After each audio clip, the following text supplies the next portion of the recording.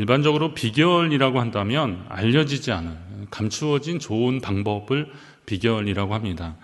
그러나 저는 오늘 공개된 비결, 어느 누구나 접근할 수 있는, 그래서 실천하기만 하면 가능한 비결을 말씀드리려고 합니다. 바로 삶에 있어서 형통할 수 있는 비결입니다. 장마 때 수해를 만나는 원인 중에 하나는 배수로나 하수구에 이물질이 막혀 있을 때 그것이 흘러가지 않고서 그 배수로를 넘치거나 아니면 하수구가 막혀서 물이 더 내려가지 않아서 막히는 경우들, 넘치는 경우들을 그때 이제 수해를 만나기도 합니다. 신앙생활도 마찬가지더라고요. 인생도 마찬가지입니다. 하나님은 본질상 우리에게 복 주길 원하시는데 우리가 미처 발견하지 못하는 축복의 장애물들이 있습니다. 이것 때문에, 이런 장애물들 때문에 하나님이 우리에게 복 주길 원하시는 것들이 제대로 이어지지 않고 또 그것이 우리에게 전달되지 않는 그러한 경우들이 있습니다. 오늘 말씀을 통해서 여러분의 인생들 가운데 혹시 그러한 것들이 있는지를 발견하시기 바랍니다. 그리고 그 장애물들을 점검하면서 여러분의 인생이 하나님 기뻐하시는 형통으로 나아가게 되시기를 간절히 바랍니다. 우선 형통의 장애물은 불순종입니다. 뭐라고요? 불순종. 형통의 장애물은 불순종입니다. 사람들은 하나님께 불순종의 결과로 문제가 어려워진다는 사실을 간과하고 있습니다. 불순종은 바로 죄이기 때문에 그렇습니다. 이사야서 59장 2절에 보면 오직 너희 죄악이 너희와 하나님 사이를 갈라놓았다 그랬어요. 너희 죄가 그 얼굴을 가려서 너희에게서 듣지 않으시게 함이니라. 죄로 인하여서 하나님과 우리의 사이가 갈라졌고, 그리고 우리의 죄 때문에 하나님이 우리의 기도를 들어주지 않으신다고 그렇게 말씀하고 있습니다. 죄 지은 사람은 자꾸 회피하더라고요. 아담이 범죄한 후에 몸을 가리고 숨겼습니다. 가인도 동생을 죽인 후에 내가 그를 지키는 자냐고, 나는 그 동생이 어떻게 되는지 잘 모르겠다고 그렇게 자꾸 회피합니다. 죄를 지은 이스라엘 백성들은 하나님 말고 다른 이방신에게로 갔습니다. 하나님 말고 하나님 앞에 서 있어야 되는 그 민족이, 그 사람들이 다른 이방신 앞에 가서 서 있었습니다. 왜냐하면 그들의 죄 때문에 하나님 앞에 감히 설 수 없었기 때문에 그렇습니다. 오늘 우리는 어떻습니까? 죄를 죄로 인정하지 않습니다. 그리고 하는 말이 있잖아요. 마음은 언의로되 육신이 약하다고. 그러면서 자꾸 핑곗거리를 삼습니다. 죄를 인간의 나약함으로만 이해하지 하나님과의 관계에 있어서 장애물이라는 생각을 별로 하지 않는 겁니다. 그런데 하나님은 죄에 대해서 정말로 민감하신 분이시더라고요. 하나님이 죄에 대해서 결코 관대하지 않으십니다. 바로 독생자 예수께서 인간의 죄로 인해 죽었기 때문입니다. 죄는 하나님의 마음을 아프게 하는 일이죠. 하나님의 아들을 죽게 한 것이 죄인데 하나님이 그 죄를 그냥 용납하시겠습니까? 따라서 성도인 우리도 죄에 대해서 하나님만큼이나 민감한 존재들이어야 됩니다. 눈에 보이지 않는다고, 다른 사람들이 지적하지 않는다고 죄를 가볍게 여기지 마십시오. 사람의 중심을 보시는 하나님이시기 때문에 그렇습니다. 죄를 짓지 않는 것도 하나님께 순종하지 않는 거지만 더 적극적인 죄를 짓지 않는 것도 하나님 안에서 순종의 삶이기도 합니다. 그런데 더 적극적인 의미의 순종은 하나님을 기쁘시게 해드리는 삶이 되어야 한다는 겁니다. 예수님을 따라 나선 제자들을 한번 생각해 봤습니다. 사실 예수님의 제자들은 가난한 어부들이 아닙니다. 어부 그러면 많이 못 배우고 그리고 가난하고 힘든 삶을 살아가는 사람들 같지만 꼭 그렇지만도 않습니다. 거기 보면 그들이 배를 버리고, 아버지와 배를 버리고 예수님을 따라 나섰다 그랬어요. 여러분, 배 한 척 있으면 가난한 사람인지 아십니까? 제가 보니까 거의 선주들은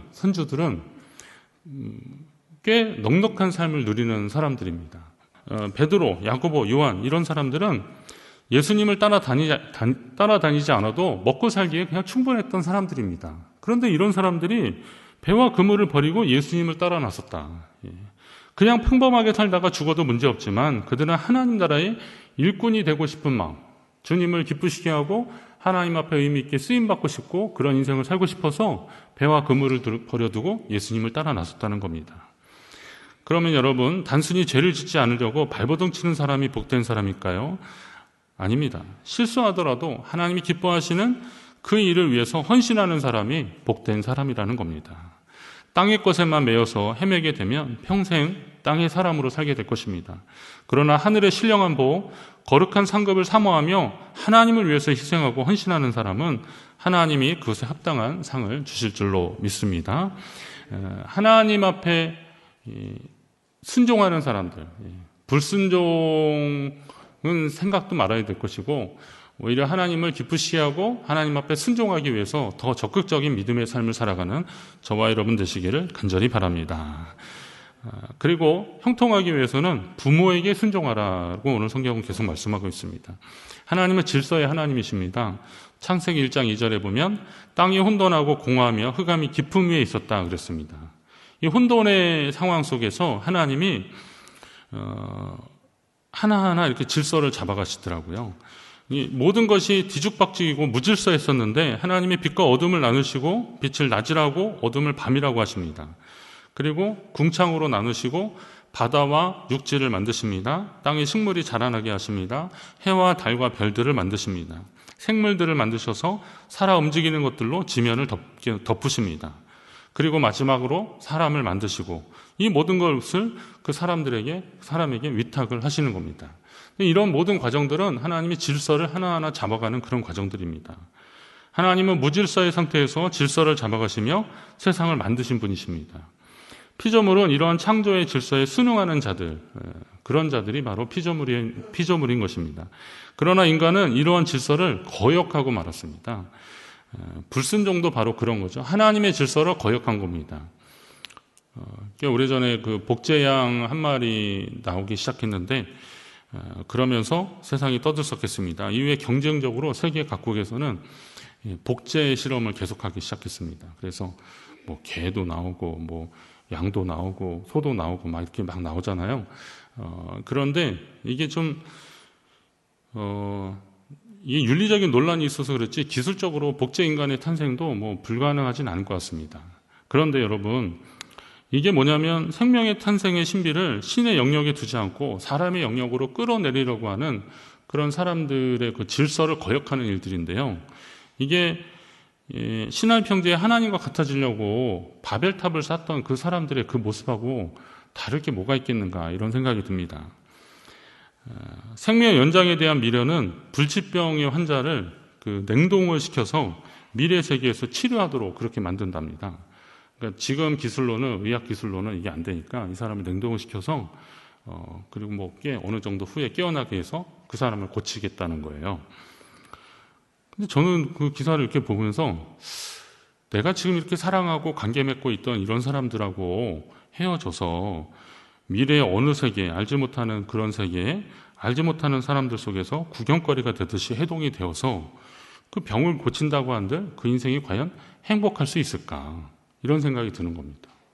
내가 그냥 단순히 그냥 몇 년 더 산다고 그렇다고 해서 인간이 영원히 살 수는 없는 것일 거고 그렇다면 그런다고 해서 그의 삶이 더 행복할 수 있겠는가?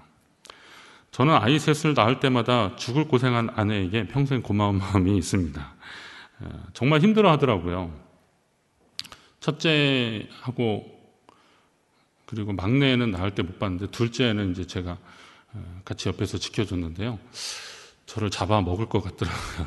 그래서 제가 아주 이렇게 손 몇 번 잡아주다가 이제 밖에 나가 있었거든요.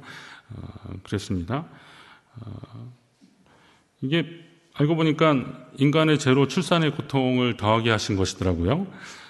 근데 자녀는 하나님이 그렇게 이제 산고를 통해서 낳은 그 아이를 보면서 이 자녀는 하나님이 우리를 얼마나 사랑하시는지를 깨닫게 하고 또 우리에게 주신 생명을 어떻게 사랑해야 하는지를 가르쳐주는 그런 존재라는 것을 또 깨닫게 되었습니다. 그 생명이 이 땅에 나기까지 얼마나 많은 보호와 그리고 또 고통의 과정들이 있습니까? 그리고 또 자라나면 뭐 갑자기 쑥쑥 자라납니까? 그 아이를 막 금이야 오기야 이렇게 막 돌봐주고 막 그래야 되잖아요. 아프면 밤새 주고 그리고 또 뭔가 좀 부족한 것 같으면 혹시나 뭐 어디 더 아픈 것이 아닐까 그리고 잘 자라날 수 있을까 걱정하고 막 그렇습니다. 그 생명을 사랑하는 하나님 아버지의 마음을 그 자녀를 통해서 깨닫게 되는 거죠. 그리고 또 그 자녀가 자라나는 과정 속에서 양육자로서 또 이 아이의 좋은 부모로서 역할을 감당해야 될 것이고, 특별히 우리 같은 믿음의 사람들은 또 이 아이가 하나님 안에서 좋은 믿음의 사람으로 자라나기를 바라는 그런 책임도 우리에게 있지 않습니까? 자, 이런 원리를 안다면 자녀 또한 또 부모에게 순종할 줄 알아야 되는 겁니다. 부모에게 순종하는 것은 약속에 있는 첫 계명이라고 그랬습니다. 계명은 하나님이 이스라엘 백성들에게 요구하시는 최소한의 명령인데, 그리고 당부인데, 그럼에도 불구하고 하나님은 그 명령을 지키는 자에게 땅에서 잘되고 장수할 것을 약속해 주셨습니다. 그러면 좋은 부모란 자녀를 사랑하며 자녀로 하여금 부모에게 순종할 수 있는 그런 자녀로 키우는 부모가 또 좋은 부모라는 것을 알 수 있어요. 부모에게 순종하고 부모를 공경하는 것이 땅에서 잘되고 장수하는 비결이라고 했다면, 그럼 이런 믿음의 원리를 아는 부모라면 또 어떻게 해야 돼요? 자녀들이 부모에게 순종하는 자로 또 만드는 거. 이게 좀 숙제 같은 것들이 우리 가운데 좀 아직도 남겨져 있는 겁니다. 나의 부모님은 다 돌아가셨지만, 그러나 우리의 자녀들이 있다면 이 자녀들이 하나님 안에서 잘 되고 형통하기 위해서 또 내가 또 좋은 부모가 되어줘야 되더라고요. 그러고 보니까 부모는 끝이 없는 것 같아요. 할 일은 정말 끝이 없습니다. 저는 우리 교회가 부모님들이 많은 교회 아닙니까? 어르신들이 많은 교회인데, 어버이날에 이런 꽃을 드리고 감사합니다라고 하는 그런 표현을 하는 것도 좋겠지만, 또 부모님들께 함께 나누고 싶은 그런 말씀이 있어요. 그것을 제가 이제 어버이 주일에 많이 말씀 나누고 그러는데요. 좋은 부모가 되셔야 되는 겁니다. 무슨 부모요? 좋은 부모가 되시기 바랍니다. 그게 내 마음대로 되냐고 하시겠지만, 죄송하지만 끝까지 좀 좋은 부모가 되십시오. 오늘 4절에 보니까 또 아비들아 너희 자녀를 노엽게 하지 말고 오직 주의 교훈과 훈계로 양육하라, 이렇게 말씀하고 있습니다. 부모 입장에서 자녀들의 순종을 당연하게만 생각하지 말고 자녀들을 노엽게 하지 말고 하나님의 말씀에 순종하는 자로 양육하라는 것입니다. 여러분이 좋은 신앙의 부모님이 되시기를 바랍니다. 좋은 신앙의 부모가 되도록 우리는 힘써야 됩니다. 하나님의 말씀대로 자녀를 양육하셔야 됩니다. 부모된 우리가, 여러분이 그 노력을 계속하셔야 됩니다. 부모로서 자녀들에게 줄 수 있는 선물은 물질이 아니더라고요. 물질은 있다가 사라지는 거더라고요. 그런 것은 결코 인생을 행복하게 하지 않더라고요. 삶을 더 풍성하게 하지 않습니다. 부모로서 자녀에게 선물을 줄 수 있는 것은 뭐냐면 물질이 아니라 하나님을 믿고 순종하며 하나님의 자녀로 살아가는 귀하고 복된 은혜, 그것을 경험하게 해주는 것. 이게 부모로서 자녀들에게 해줄 수 있는 선물이라는 겁니다. 자녀들이 존경하고 사랑할 수 있는 그런 대상, 존재가 되는 것도 부모인 우리가 끝까지 해야 되는 몫인 겁니다. 그것은 여러분에게도 복된 일이고, 부모된 여러분을 잘 섬겨서 그 자녀들이 하나님 앞에 하나님께 복을 받게 되는 그런 일들이 되는 거죠. 어떤 분이 그러시더라고요. 나는 자녀들에게 스스럼 없이 이야기한대요. 어떤 부족한 부분들 이야기한대요. 자녀들도 지낼 때 힘들고 어려울 수도 있겠지만, 그러나 부모에게 잘하는 거, 그리고 부모를 공경하는 것이 하나님 앞에 복을 받는 일이기 때문에 자기는 아주 당당하게 요구하고, 그리고 당당하게 받아낼 건 받아내겠다, 이러시더라고요. 처음에는 좀 자녀들이 좋아하실까 이런 생각했는데, 그분이 말씀은 그래도요, 자녀들을 끔찍이 사랑하시는 분이더라고요. 그러다 보니까 자녀들을 정말 위해서 하는 말들인 것 같아요. 저도 마찬가지입니다. 저도 저희 자녀들이 하나님 안에서 잘 됐으면 좋겠는데, 그러기 위해서는 그 자녀들에게 좋은 부모로서 끝까지 기억되어야겠다, 이런 마음이 있습니다. 남을 돕고 베푸는 일들이 대가를 바라고 하면 그 순수성이 떨어지는 것이고, 사람에게 영광을 얻으려고 한 그들의 선행은 이미 자기 상을 받은 것이기 때문에 하나님 앞에는 상급 받을 것이 없겠죠. 그러나 우리가 하나님을 섬기는 것이 형통을 목적으로 한 보이는 순종이 되어서는 안 되는 이유도 바로 여기 있는 것입니다. 그렇기 때문에 순종의 사람들은 좀 순수한 마음으로 하나님 앞에 순종하는 자가 되어야 되죠. 내가 하나님 앞에 복을 받으려고 이 일을 하겠다라는 것이 아니라 그냥 그렇게 하다 보면 하나님의 은혜와 복을 주시는 겁니다.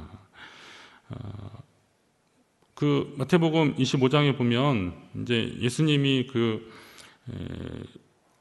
어떤 자들에게 나와 함께 할 것이다 그럴 때, 근데 주여 우리가 어느 때 주께서 줄이신 것을 보고 음식을 접대했고 목마르신 것을 보고 마시게 하셨냐고, 또 어느 때 나그네 되신 것을 보고 영접했냐고, 그리고 어느 때 우리가 주님 앞에 옷을 입혀줬냐고, 어느 때 우리가 주님을 이렇게 병들었을 때, 옥에 갇혔을 때 가서 이렇게 찾아뵙고 그랬겠냐 그랬더니, 가난한 사람들에게 했던 것들, 그리고 이웃에게 했던 그런 것들이 다 내게 한 것이다 라고 주님 말씀하고 계셔요. 그러면 이 사람들은 사실 보면 자기들이 어떤 보상을 바라고 그 일을 한 것이 아니더라고요. 그냥 하나님 주시는 순수한 마음을 가지고 사람들을 찾아가서 위로하고 또 함께 하려고 애쓰고 막 그랬던 겁니다. 그러다 보니까 그게 결국은 다 주님에게 한 일들이 되는 거죠. 그러면 아무도 잘 모르는 이웃들에게 한 것도 바로 그런 것들이라면, 우리의 부모님에게 했던 그런 것들도 결국은 하나님께 했던 것들이 되는 것이고, 그리고 하나님 그것을 귀히 여겨주시는 거죠. 어떤 것을 바라지 않고, 어떤 보상을 바라지 않고 순수하게 누군가를 긍휼히 여기는 마음으로 마땅히 할 일을 했던 사람들, 이런 사람들이 하나님께 은혜와 복을 받는 겁니다. 그럼 하나님께 순종하는 자나 부모를 공경하는 자나 중요한 것은 주 안에서 순종하는 일들이 되어야 한다는 거죠. 믿음으로 하나님 앞에 나아가고 하나님의 은혜를 구하고, 또 그 은혜를 입은 사람들이 오늘 하나님이 우리에게 허락하신 부모님, 그리고 또 우리의 이웃들에게 믿음으로 잘 대하는 것, 인격적으로 그리고 잘 대하려고 노력하는 것, 이런 것들을 하나님이 다 귀히 여기시는 거죠. 주 안에서 그렇게 하라라고 하는 겁니다. 근데 주님의 뜻으로 알고 순종하라는 것입니다. 하나님을 섬기는 것, 부모를 공경하는 것이 무슨 대가를 바란다고 하면 말이 되겠습니까? 일단 순종하라는 거예요. 말씀에 충실해서 순종하라는 것입니다. 그것이 하나님의 뜻입니다. 그럼 여러분의 자녀들이 형통하기를 원한다면 자녀들이 순종하는 자녀가 되도록 해야 된다는 겁니다. 그렇게 하려면 부모된 입장에서 어떻게 하셔야 될지 여러분도 아실 것입니다. 자녀에게 먼저 사랑한다고 하십시오. 여러분들 자녀들에게 한번 사랑한다고 한번 말을 건네보시기 바랍니다. 자녀가 어릴 적에는 수도 없이 그런 말들 많이 했잖아요. 그런데 애들이 좀 크고 속썩이고 말도 안 듣고, 그리고 또 다 컸다고 생각하니까, 이제 나하고 또 그만큼 더 멀어졌다고 생각하니까 우리는 사랑한다는 말을 잊어버리고 있더라고요. 자녀들이 그냥 오래간만에 사랑합니다 이렇게 말하면 그냥 흐뭇해하시고 또 당연하게만 생각할 것이 아니라 내가 먼저 자녀에게 사랑한다라고 말을 해주셔야 되는 겁니다. 하나님이 부모된 여러분에게 주신 사랑과 축복의 권세로 자녀들에게 사랑한다고 말씀하십시오. 한번 하시겠습니다. 사랑한다. 누구야? 사랑한다. 제 이름 부르지 마시고요. 자녀 이름 불러가시면서 한번 누구야? 사랑한다. 아니 자기 자녀 이름 부르면서 하시라니까요. 저는 이제 기도할 때 이게 입에 배서 그러는데, 한성 한나 하니, 이게 이제 저희 아이잖아요. 그래서 한성 한나 하니야 사랑한다 이러거든요. 그럼 여러분들 어떻게 하셔야 돼요? 자녀 많은 분들은 좀 헷갈리실 겁니다. 그런데 한번 해보십시오. 자녀에게 오늘 집에 되게 딱 돌아가셨어요. 자녀들한테 전화하면서 아무개야 내가 너를 사랑한다. 한번 그래보세요. 그러고 나서 그 소감이 어땠는지를 저한테 한번 얘기해 주세요.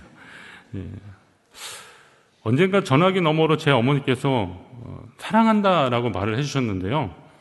그때 제 가슴이 뻥 뚫리더라고요. 그리고 눈에 눈물이 흐르더라고요. 아무개 사랑한다 그러는데요. 못 듣던 얘기를 들었어요. 사실 제가 못 듣던 얘기를 들었어요. 이미 어른이 되었지만 어머니의 마음에서 하나님 아버지의 마음을 제가 느낄 수 있었습니다. 배운 것 없고 가진 것 없어서 자식들에게 항상 미안하다고 하시는 어머니의 말씀조차 이전에는 그냥 당신 신세 한탄하는 것으로 들렸던 저의 불효가 생각이 나서 너무너무 죄송했어요. 알고 보니까 자신의 전부를 내어주셨고 지금도 편안한 잠자리에서 주무시기보다는 못난 자식들 위해서 기도해 주시는 그런 어머니가 너무도 고맙고 감사한 그런 순간이었습니다. 우리의 부모님 중에서 그러지 않은 분들이 어디 계시겠어요? 항상 그렇게 사셨거든요. 또 그렇게 희생하고 헌신하며 사셨거든요. 그런데 아직도 어린 자녀들은요, 그거 잘 모르더라고요. 그러니까 그들에게 말을 건네십시오. 사랑한다고 말씀하십시오. 어버이 주일에 부모로서 자녀들에게 받을 순종과 공경, 이것도 중요한데요. 내가 끝까지 좋은 부모로서 자녀들에게 기억되는 존재로서, 기억에 남는 존재로서 한번 살아가야겠다 생각하시고요. 여러분의 자녀들에게 오늘 사랑한다고 한번 꼭 얘기하십시오. 그러면 그 자녀들이 거기서 하나님 아버지의 마음을 느낄 겁니다. 제가 느꼈듯이 여러분의 자녀들도 분명 여러분에게 그것을 느끼게 될 것입니다. 형통의 비결에 대해서 말한다고 그랬더니 막상 뚜껑 열고 보니까 뭐 뻔한 얘기를 목사님이 하셨구나 이렇게 생각하실 수 있는데, 맞습니다. 저는 이 뻔한 얘기를 20 몇 년째 계속 하고 있습니다. 뻔해요. 그런데 우리가 모르지 않더라고요. 그런데 몰라서 못하는 것도 또 아니더라고요. 이 뻔한 것들을 왜 우리는 살면서 실천하지 않을까? 이 뻔한 것들을 우리는 왜 살면서 실천하지 않을까? 부모님이란 우리 존재의 근원과도 같습니다. 하나님이 부모님을 통해서 우리를 이 땅에 존재하게 하셨습니다. 따라서 부모에게 순종하는 것은 마땅하고 옳은 일입니다. 이것은 하나님의 뜻입니다. 섬길 부모가 이 세상에 안 계신다고 늦었다고 하지 마십시오. 모든 이들의 아버지 되신 하나님은 우리에게 또 순종을 요구하고 계십니다. 그러니까 하나님께 순종하는 거, 부모에게 순종하는 거잖아요. 부모에게 순종하는 거, 하나님께 순종하는 겁니다. 이 원리를 우리는 평생도록 실천해야 되는 겁니다. 그리고 또 우리가 부모된 자로서 마땅히 받아야 될 존경, 그리고 뭐 공경, 이런 것만 단순히 바랄 것이 아니라 아직도 인생의 원리에 대해서, 믿음의 원리에 대해서 잘 모르고 있는 우리의 자녀들에게 사랑한다, 축복한다, 부모된 자로서의 권세를 가지고 그들을 향해서 선포할 줄 아셔야 됩니다. 이건 하나님이 여러분에게 주신 특권입니다. 이것을 여러분의 자녀들에게 선포하십시오. 그리고 여러분의 자녀들이 그런 믿음의 길에서 흐트러지지 않고 하나님과 동행하기를 여러분 소망하십시오. 서두에 불순종은 형통을 가로막는 장애물이라고 그랬습니다. 어버이 주일에 우리에게 더욱 큰 순종을 요구하시는 하나님의 음성을 들으셔야 됩니다. 그리고 하나님과 우리의 사이에 혹시나 잘못된 장애물들이 있다면 이거 제거해야 되는 겁니다. 부모와 자식 간의 장애물들이 있으면 이거는 형통을 가로막는 장애물입니다. 그렇기 때문에 이것을 제거하려고 노력하셔야 됩니다. 혹시 이것이 자녀가 고집을 부리던 내가 고집을 부리던 그런 것이라면 내가 이것 좀 내려놔야 됩니다. 그리고 자녀의 손을 한 번 더 잡아주셔야 됩니다. 부모님과의 관계 속에서 아직도 풀어지지 않는 응어리가 있는 분들은 부모는 곧 하나님이다라는 마음을 가지고 이거 풀기 위해서 몸부림치셔야 됩니다. 이 과정 없으면 어느 누구도 하나님의 형통을 경험하기가 참 어렵습니다. 어버이날이나 무슨 특별한 날에만이 아니라 모든 날들 가운데서 하나님 안에 믿음으로 순종하는 마음으로 부모님께 다가가는 자녀들이 하나님 안에서의 형통을 또한 경험하게 될 것입니다. 요즘은 전화하면 저희 어머니가 사랑한다 그러는데요. 저도 어머니가 3번 하시면 저는 한 번, 예, 사랑합니다. 저도요. 뭐가 좀 바뀐 것 같더라고요. 강단에서 사랑을 말하는 저는 오히려 잘 못하는데 우리 어머니는, 저희 어머니가 저를 고3 때까지 회초리로 때리셨어요. 아주 무서운 분이셨습니다. 근데 그런 어머니가 오늘날 그냥 사랑한다 말 한마디 하시는데요. 모든 것이 눈 녹듯 그냥 사라지게 되고 가슴이 뻥 뚫리게 되더라고요. 그런 어머니 앞에 조금 더 잘하고 싶은 그런 마음이 있더라고요. 여러분, 여러분이 그런 은혜를 누리시기를 간절히 바랍니다. 여러분의 자녀들도 하나님의 그 은혜를 누리시기를 간절히 바랍니다.